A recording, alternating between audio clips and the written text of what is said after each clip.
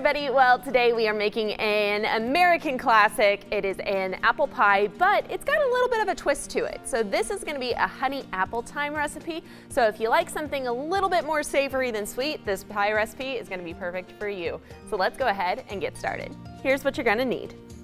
7 to 8 apples peeled, cored, and sliced, half a cup of honey, 1 teaspoon of thyme, half a cup of brown sugar, 6 tablespoons of flour, half a teaspoon of ginger, half a teaspoon of salt, 2 pie crusts, and some butter. All right, so here is what we've already got going. So I've got my honey already in this pot, and I'm working on bringing that to a boil, and then I already have my apples already peeled, cored, and sliced, so they are ready to go. And now we can see the honey is starting to boil. So what we're gonna wanna do next is we are going to take our thyme, and we're gonna mix that in there, and then stir it up. And once we've got a nice bubble, then we're going to slowly add in our apples. Now you're going to want to be really careful here because you want to make sure your apples get coated in the honey. And the easiest way to do that is to just kind of put a few in at a time, mix it up, and then do a few more at a time. Now while these are cooking, I'm going to teach you a little trick for making your pie crust. So if you want to make your own homemade pie crust, you definitely can do that. More power to you.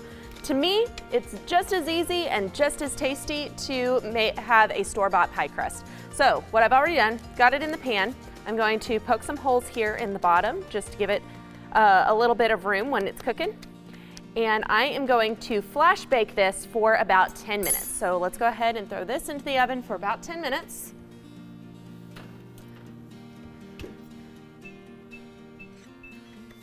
That way the crust is going to be really nice and stiff, and it's not going to get real mushy with the once we put the pie filling in. This is one of my all-time favorite pie recipes. I make it every fall for Thanksgiving.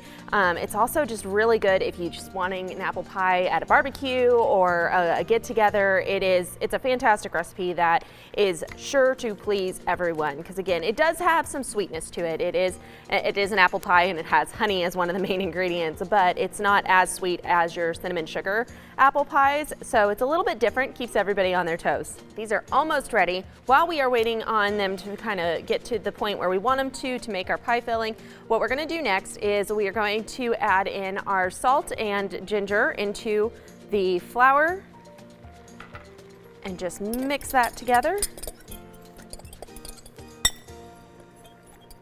along with the brown sugar.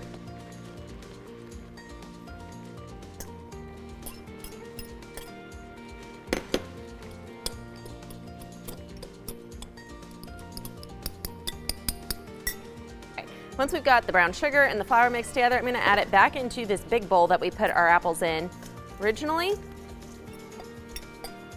And then now that our apples have turned just a slight yellowish color, they are ready to go into the bowl. So I'm going to go ahead and turn my heat off. Pour the apples right into that mixture, all of the juices and everything. Then we're going to mix that all up to make our filling. And one of the things that's really tempting at this point in the cooking phase of this apple pie is, for me, I could eat this all by itself. Like, this alone is very, very tasty. So if you get impatient and you want to have a general idea of what this pie is going to taste like, you can sneak an apple at this point. All right, so now we are going to take our pie crust out of the oven.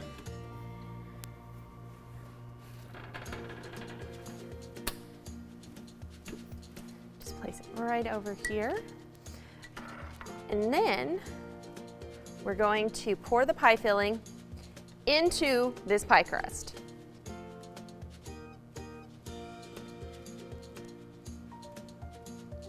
All right, so you may be a little worried because you may be thinking, oh my goodness, I've got too many apples for this pie. The truth of the matter is you don't.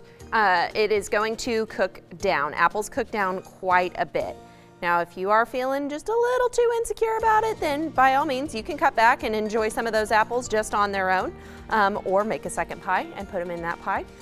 There's lots of things you can do with apple pie filling. And the next thing you're gonna do is you're going to put a pie crust on top. Now you can just put a sheet pie crust on top, cut a few vents, throw it in the oven, call it good. But if you wanna get a little fancy, I'm gonna teach you how to do that.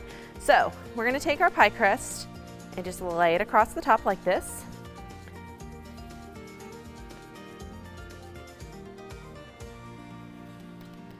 And we're gonna get a nice little woven pattern in here. So the way we're gonna do that is I'm gonna take those 4, lay them flat. Then I'm gonna take this top piece. Then I'm going to put it over one, under the next one, over one, under the next one. And you can do that again. So, but you're gonna start with the opposite. So we were over on this side, which means we have to go under on the next one. So under, over, under, over. We got one more. So just like the top piece, over, under,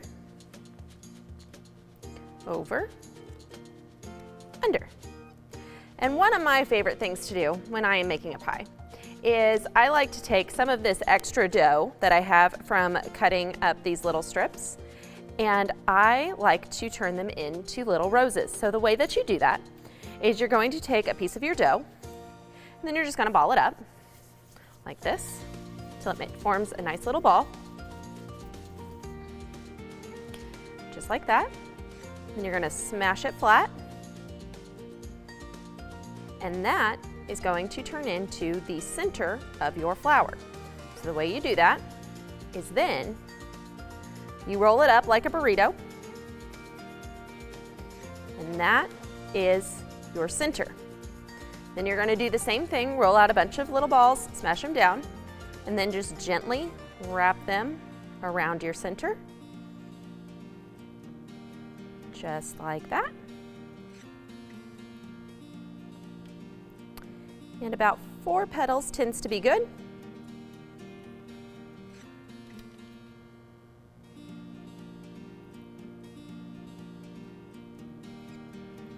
So, and if you've got a little extra at the bottom, just pinch it all together and tear off a little piece. And then you can set that right on your pie crust. So once you've got your pie looking the way you want it, then it's going to go into a 400-degree oven for about 45 minutes to an hour, or until the juices are bubbling really nice and thick. The thing about this pie is you are gonna have to keep a close eye on it because there is no set amount of time that it's going to take to cook it. You just have to wait again until those juices are bubbling. It all depends on how dense your apples are and how thick you've cut them and things along those lines on how long it takes it to cook. So again, just keep an eye on it until it is cooked to perfection. Oh, one more step we have to take here is I have some melted butter. We're gonna put that and just brush it over the top. So that way it gives our crust a nice golden color.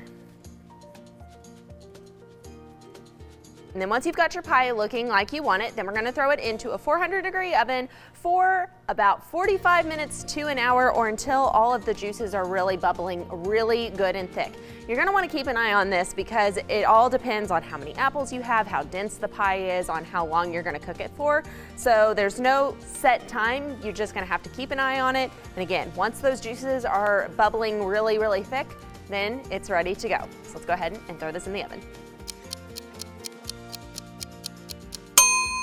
So then once it is done cooking and you see those juices bubbling up really nice and thick, then it is going to need to set out for about 20 to 30 minutes just to finish setting up, and then it is ready to serve and enjoy. And today's recipe was brought to you by Hy-Vee. If you try this recipe out for yourself, make sure to reach out on social media and let me know. And if you want a copy of today's recipe, then you can head on out to the store on Sunshine and one on Battlefield and pick one up for yourself.